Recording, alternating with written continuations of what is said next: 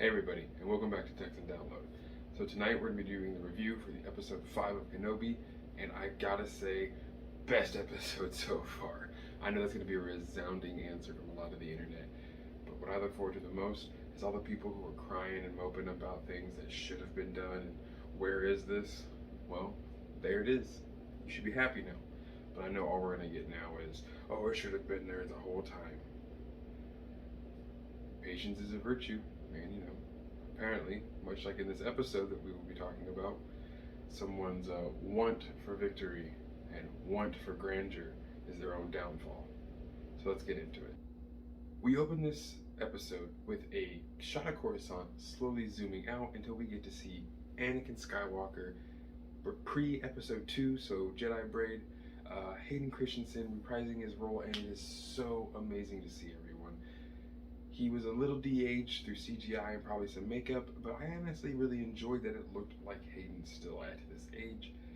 To me, it kind of symbolized his reawakening within the Star Wars world and his understanding of our acceptance and our love for him and his role into stepping back into Anakin Skywalker and Vader. Looks like a friendly sparring match, which is honestly super fun to see. This will play a really key role into the rest of the episode too, as these flashbacks kind of set the tone for what is to come in the next few scenes. It's really cool how they use this back and forth between Obi-Wan and Anakin to then explain the whole rest of this episode. After that, we're going to be going to the bridge of a Vader ship, where he and the now knighted or ranked Grand Inquisitor Reva will be exiting hyperspace and arriving upon the planet to siege it to get Kenobi out. We get to see Haja is back, which will play a little bit of a key role later on, but not so much that his character is necessary there, but it's still fun to see him in. After Obi-Wan talks to Haja for a little bit, this is when we see Lulu kind of creep out of Leia's coat and go and sabotage the facility by breaking the ship bay doors, forcing them to close, since she has the restraining bolt on her still from Reva, making her an Imperial agent at the moment. From here, Tala is actually going to talk with Obi-Wan a little bit and kind of reinvigorate him and remind him what they're fighting for in a sense, and that sacrifice is always kind of needed in the war against evil. And from there, he's going to kind of suit back up. He finds an old Jedi robe. I was really hoping to see Quinlan, sadly no, but finds this Jedi robe, puts it on, and then we get to see this lovely bunch of lightsabers. I'm really looking forward to you guys in the comments telling me whose lightsaber those are, and whoever makes the video first, if I can't get to it, I'll definitely watch it because I'm super excited to know whose lightsabers are those. From here, we'll be hopping back into another flashback where Anakin will be sparring against Obi-Wan far more aggressive in this round to kind of show what's about to come with the siege on this outpost. He employs a lot of the same tactics, which is really fun to see from Return of the Jedi, where he is just bashing into Obi-Wan with an overhead strike while Obi-Wan is stuck on the ground defending. Really reminiscent of Luke versus Vader. The next scene, we get to see the Empire forming up on the ground, and again, these shock troopers, and again, these purge troopers with their phase 2 helmets, they look really cool. From here, Leia does what a Skywalker does best and offers herself up to help whether they like it or not. Leia, being small enough to fit into the vent, will actually use a ladder, get up into the docking bay door, electronical works, and she's going to try and figure out what's going on, not finding Lulu right away. As the Empire is laying siege to the front end of this outpost with a heavy cannon, Obi-Wan decides to put up all of his weapons, gives all of his belongings to Haja, and walks off to talk to the Empire, to kind of give himself in to save the innocent. Or so we think that's what he's doing. He goes up, has a conversation with Reva, speaking to her about her past, saying that he knows she was a youngling. He knows why she knows who Anakin is now, and that Anakin is the one who did all that he did. And speaks to Reva about how she does know that Anakin is the one that slaughtered all of her friends and family at the Jedi Temple. And this is when we learn that Reva herself is only joined the Inquisitorium for one split purpose, and that is to get close enough to kill Darth Vader. All of this has been a ploy just to get her in the right position to try and strike him down. We also get a really crazy shot where Anakin must have plunged his lightsaber into young Reva. Absolutely did not expect that at all. But Reva uses that moment then in her rage to break the lock on the door, and the Empire barge in. During this fight in the initial hallways, as they slowly pull back, the loader droid that we all kind of came to love, of course, does what droids do best in these situations and sacrifices himself for the greater good. Tala then joining him, saying a lovely, "May the Force be with you," as Obi-Wan tries to get to her in vain as she holds a thermal detonator up, committing a last act of heroism to hold off the Empire.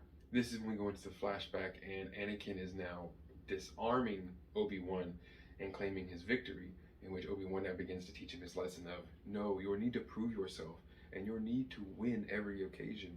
That's your weakness. That's how I'm going to win.